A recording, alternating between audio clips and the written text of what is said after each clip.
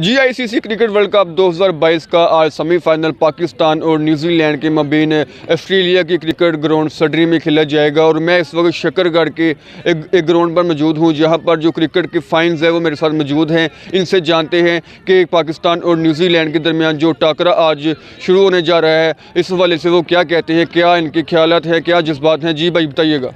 जी बिल्कुल, आज पाकिस्तान और न्यूजीलैंड के दरमियान एक सेमीफाइनल होने जा रहा है। यकीनन ये एक बड़ा लम्हा है और खुशी का मौका है हमारे लिए। पाकिस्तान ने बड़ी स्ट्रगल के बाद यहाँ तक पहुँचा है और कौम की दुआएं उनके साथ हैं। आज हमारी ख्वाहिश है कि बाबर आजम कैप्टन परफॉर्म करे, क्योंकि बड़ा मैच है और यकीनन एक बड़ा प्लेयर है Babar. Throughout the tournament अगर देखा जाए तो हमारे फास्ट बॉलर्स ने बहुत अच्छी बॉलिंग की है। ऐसी बॉलिंग पूरे टूर्नामेंट में किसी टीम के पास नहीं है।